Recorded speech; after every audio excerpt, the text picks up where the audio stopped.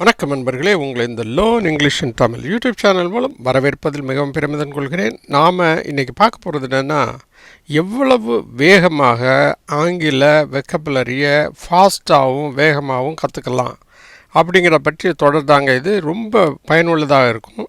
நம்ம பொதுவாக ஒரு வெக்கபுலரியை எப்படி கற்றுக்கிறது மட்டும் இல்லை, அதை எப்படி ஞாபகம் வச்சுக்கிறது, அதை எப்படி ரிலேட் பண்ணுறது, இந்த மூணு மிக மிக முக்கியங்க.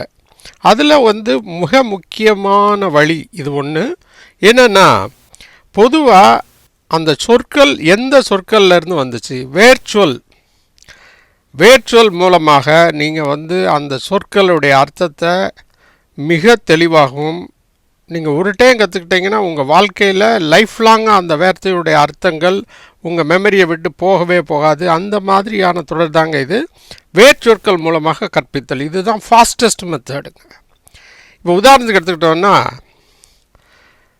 பிஇடி பேட் அப்படின்னா ஃபுட் அப்படிங்கிற அர்த்தத்தில் வருது. பாதம் பிஏடிஏஎம், இதுக்கும் பிஇடி, இங்கே பிஏடி இருக்குது. அவ்வளோதான் தமிழ்லையும் இங்கிலீஷில் உள்ள வித்தியாசம். இப்போ பேடு அப்படின்னா பொதுவாக பாதம் அல்லது கால் என்ற அர்த்தத்தில் வருங்க. இதோட வேர்ச்சொல் என்னென்னா, இது லேட்டின் வேர்டு பெஸ்லேருந்து வந்தது.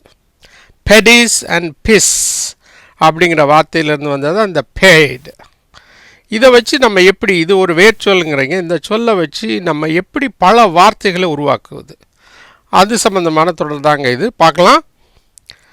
இப்போ பார்த்தீங்கன்னா, இப்போ பேட் அப்படின்னா ஃபுட் அல்லது பாதம் அப்படிங்கணும். ரெண்டுக்கும் ஸ்பெல்லிங் ஆல்மோஸ்ட் சிமிலராக இருக்கிறதுனால இது ஒருவேளை தமிழ்லேருந்து வந்திருக்குமோங்கிற ஒரு சந்தேகமும் இருக்குங்க.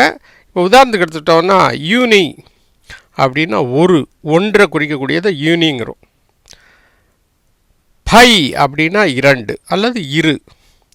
அடுத்து ட்ரை அப்படின்னா மூன்று. 3 நம்ம தமிழில் சொல்கிறோம் இல்லையா, இது ட்ரை. அடுத்து குவாடுனா 4. அடுத்து மல்டினா பல. இதை வச்சு எப்படி இந்த இதில் சொல்லப்பட்டிருக்கிற அனைத்துமே என்ன தான், ரூட் வேர்டு தான். இதை வச்சு நம்ம எப்படி ஒரு வார்த்தையை உருவாக்குறதுங்கிறத தான் பற்றி பார்க்க போகிறோம். இது உங்கள் காலத்துக்கு மறக்காதுங்க. இப்போ முதல்ல ஒரு வார்த்தையை பார்த்துடலாம்.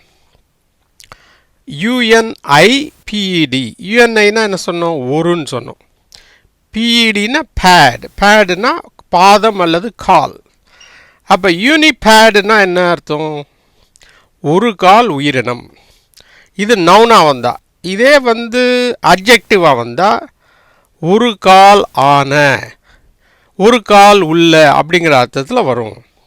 இப்போ ஒரு கால் உள்ள உயிரினம் எதுங்க, இப்போ நத்தைக்கு கால் கிடையாது, ஆனால் அதோட உடம்பை கால் மாதிரி உபயோகப்படுத்துறதுனால அதை என்ன சொல்லுவோம், ஒரு கால் உயிரினம் அப்படின்னு சொல்லுவோம்.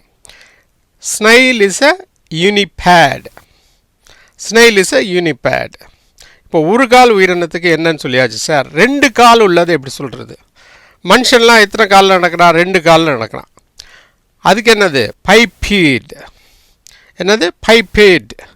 பைப்பேடுனா 2 கால் உள்ள உயிரினம்.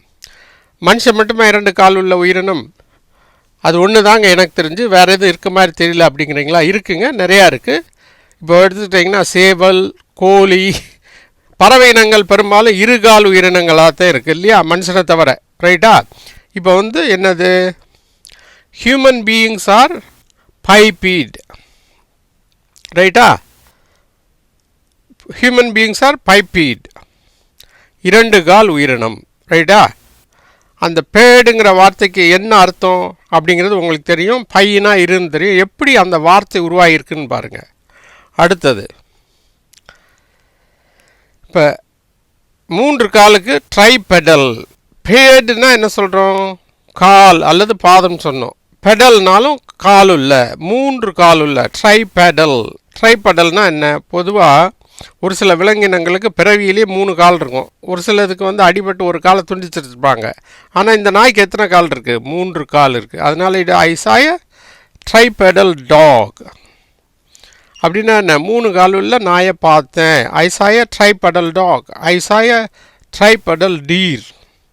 ஒரு மான். ஏன்னா அடிபட்டு 3 கால் தான் இருக்குது. பிறவியிலேயே ஒரு சில நேரத்தில் 3 கால் உருவாகிறதுக்கு சான்ஸ் இருக்குது.